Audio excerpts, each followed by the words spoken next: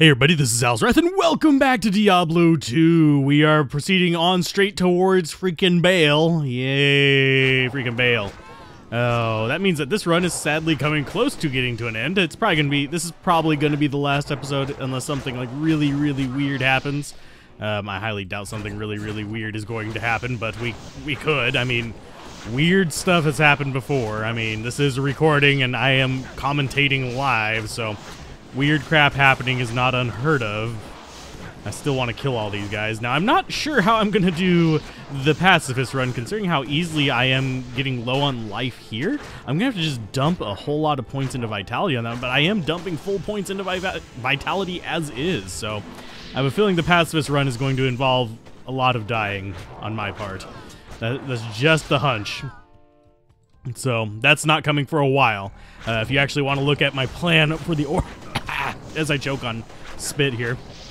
But yeah, if you want to look at my plans on the next 6 months or so, it's not set in concrete or anything or set in stone, but I do have plans for the next 6 months or so as far as what series I'm going to play in the order I want to do the Diablo 2s in. And I am really low on life after that. I think we have plenty of healing potions for this, but just need to be a little bit cautious. Can we get you guys to summon up? There you go. I'm going to go with Colenso. And hopefully my mercenary can handle the rest of these guys. I might need to switch to my scimitar for dealing with things up next to Baal, because he's going to be a royal pain in the ass otherwise, but I think I can go through the decrepify effect and not be too bad off. Let's go ahead and get you guys back over here. I do think I want to switch over to some better resistances though, because my fire resist is crap right now. Okay, so you guys are going to be summoning up. Can I get the mercenary to come back just a little bit so we can lure these guys over here and just shatter them? There you go. Let's get some more skeletons. I'm having him lure the skeletons out. That way they can die, and then I can just handle the poison guys myself. Come on. Okay, we need to lure a few more of you out. Come on, don't get stuck up there and get poisoned, mercenary. There you go. There's another one bursted down. I think. Yeah, we can get Akmail. Akmail? No. Ahmed. There we go. Let's call him Ahmed. And Decrepify was a pain in the ass, but it's gonna keep coming back.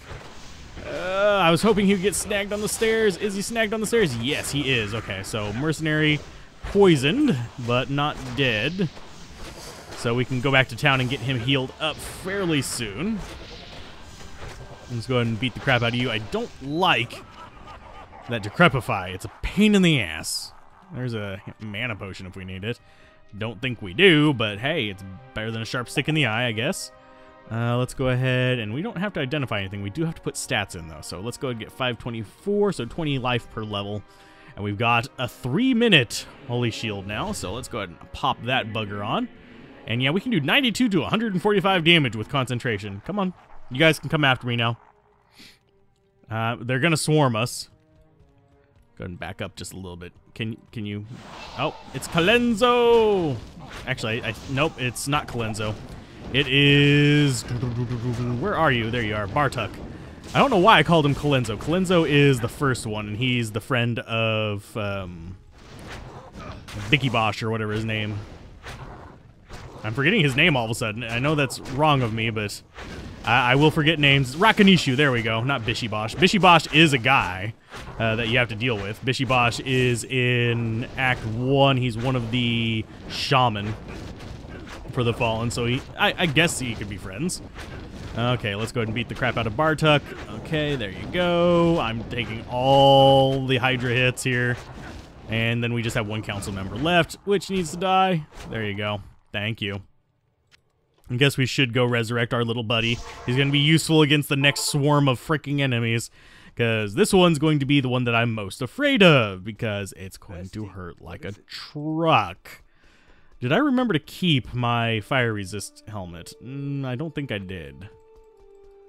I think I might have gotten rid of it. No, I kept it. Yay! Let's go ahead and keep you on, because it's gonna hurt, and it's gonna hurt like a truck.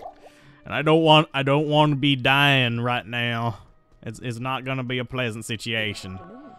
So trade, And we're going to buy one more of you, sell you guys, sell you, because we don't need that extra mana. And we need those healing potions. There we go. Yeah, we're going to have an abundance of healing potions for the freaking Destroyer. Yeah, I'm not looking forward to the Destroyer. The Destroyer is a pain in the arse. I'm using that a lot lately, aren't I? There's a lot of things that are pains in the arse. But I do miss the boosted damage on that. I'm gonna be honest. It is something that I will freaking miss. Mala, give me my mana back. There you go. Town portal. Let's go ahead and put the town portal a little further back. Just in case the horrible happens. And it happens almost every time. We know it. Hi, you guys. How you doing? There you go. Die. And we got fire resist now, so your attacks are not quite as powerful. Why am I not hitting any of you? There you go. I didn't know why I wasn't actually hitting any of these guys. They're just, they're staying just out at that weird range where I'll swing, but I won't be able to, like, contact them. So let's take you out. Let's take out your minions first, because we don't want all of them breathing fire on us at once, because that will overcome our resistances. But until then, yeah, we've got his little friends. Okay, you need to die now. Okay, go away. And I don't think we can stun Lister's little buddies. Aventar, the Unholy. I never actually paid attention to his name. I suppose I should do that more often, actually pay attention to the boss's names. You need to go there and there. Oh, there's one left. Okay. Oh, Lister the Tormentor is going to spawn right on top of there you go. Run away! Need to be right about there. Just so we can trigger him to start coming towards us. Come on. Spawn him. Okay, there they are. You need to run back this way, my little friend. Okay, we actually can stun them. Okay, so we can deal with these guys. Okay. That's going to still be a tough battle, but we're better off than I thought we were going to be. I couldn't remember whether these guys were prone to stun or not. Since they are prone to stun, that means that our hits are going to be semi-useful here. So if we can get them to stay mostly stunned, we can start focusing on the pain in the butt that is Lister. There we go. Getting those crushing blows in on him. You can see his life jump down whenever we get that. So that is very, very, very welcome. Okay. Ooh. Yeah, we're going to need to buy more potions after this, because I am churning through them relatively regularly here. Okay, so we got his little friend hit, so let's go ahead and hit some more of these guys. They will stun me too, is the thing that is slightly concerning me, but I think we should be all right. I don't want to get all the hits in all at once, and I think we need to retreat.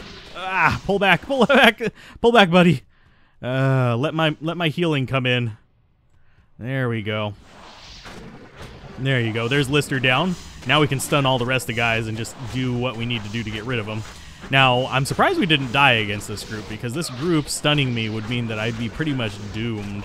So, yeah, beating the crap out of them was a surprise to me. I was actually expecting to die against this group of particular enemies. Okay, you need to go away. And, yeah, we've got this one is our main focus. Okay, go ahead and beat the crap out of him.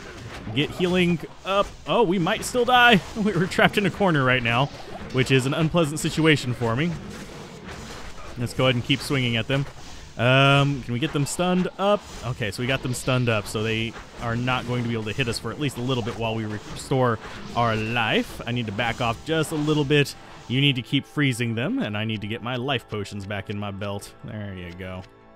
Did they really just kind of waited for me to put my potions in. Okay, thank you. I appreciate it. I appreciate you leaving me alone while I am doing my inventory there. That was a little surprising. I know they could have caught me. I don't know why they didn't. Let's go ahead and go after just the one. The other guy hitting us I can deal with. Okay, there we go. Ow, quit it. There you go. Good job. Nice little bit of stunning there. Let's go ahead and use the mana potion just to guarantee that we kill this guy. Boom. And we actually ran out of our holy shield there during that encounter. So, boom. Lovely. We'll grab the Rejuve potions, and we are going to restore our potion stash for dealing with Bale. Okay, drink that. We need you and you filled. We need probably, let's go with 8 mana potions in here, because he might pull some tricks on me, and we'll go with a whole bunch of healing potions as well. That should be good. That should be perfectly fine. And hopefully it doesn't take more than 3 minutes to kill him, but it might. 80 to 127 damage plus crushing blow. I think that will be fine. I hope that will be fine. I'm not positive that'll be fine, because I actually didn't do this test run up to Bale. Let me in. Let me in. Let me in. Let me in. Thank you. We might not make it through with the Holy Shield till the very end. Okay, so you need to start just feeling pain there and stop doing your mana drain thing, so we can actually just keep smiting the living daylights out of you. Now, as you can see, his life jumps down a huge amount whenever we get those crushing blows. Just watch for the little pink burps on him, and you'll see his life do a massive jump. That's why this is a great boss killer, especially later on whenever you have much faster attacks. You don't need 100% crushing blow to make it useful. You just need to get 1 every second or so, and you can usually just decimate bosses, and you'll have enough damage to finish them off there at the very end. Bleeding is good for that. Poison is good for that. I'm going to go ahead and use the other mana potion because I think we can get him before it becomes an issue. Let's go ahead and swap out to that and just start going really, really fast into him with the fast attack of the spike shield. And we got him. That was a lot easier than I was anticipating. That would not be... Yeah, that's Berserker's Hatchet. Do I really not have room in there? I don't. I thought that was going to be a lot more troublesome than it was, but hey, we got through them only using, what, 4 health potions? And we don't need the poleaxe. Where is our angel buddy? And I'll go ahead and identify this so you guys can see it. Griswold's Edge. Increased attack speed, not too bad. It does fire damage, which we don't really take advantage of. The enhanced damage won't benefit us. Basically, nothing on this will really benefit us, except for maybe the plus strength. It's just not that great for this particular build. For other builds, it can be quite good. But I will be right back, and we will go on to the cow level, and I'll show you just how easily this thing gets destroyed in the cow level. So I will be right back. Okay, we are back, and it's time for the cow level, and I'll talk about what I think about this build. We're probably going to get destroyed in here. I'm just going to say that right now, because this does not do well with large swarms of enemies, and these are going to be a pretty tough swarm of enemies as well. But if we can get them in small batches, we can handle them, kind of like we're doing right now. But yeah, this build I actually like it whenever I have like access to a full set of equipment for it. Solo self found not quite as good in each of these runs that I'm doing on the channel right now, as far as the standard seasons are solo self found. I could do like optimal builds and stuff like that, but I don't have all the equipment for it. I lost most of my equipment back just whenever I quit Diablo 2, because they just delete inactive accounts, which kind of sucks, because I would love to have like my 1.09 Viscera Tuant again. I would love to have a bunch of things that I don't have anymore, despite having like a bunch of old accounts that are now just a bunch of expired characters, and we are about to get overwhelmed. So I need to start killing these guys and running away. Can you help us, mercenary, please? Or, oh, you have your own problems up there. Okay, go ahead and heal up. Oh, geez, do your thing. Please, for the love of God, don't die on me, mercenary. You're the only thing keeping me alive right now. Oh, geez, yeah, this thing does not do well with hordes of cows. If you want to do with cows, you probably want to go with a Hammerdin, and I might even actually swap to a Hammerdin just for this, and then do, like, to level him up, and then switch back to Smiter at the beginning of Nightmare, just because that's a royal pain in the butt.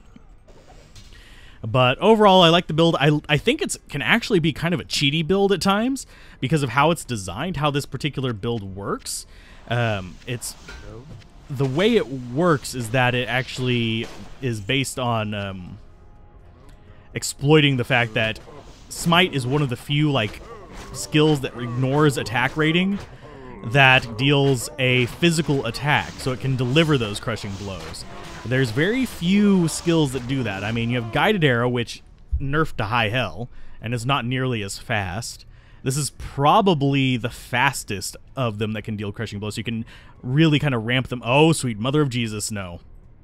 So you can really ramp up the speed of the crushing blows landing on the enemy, which makes it an exceptional boss killer, because the way crushing blow works is it bases its damage on the percent of the enemy's remaining life.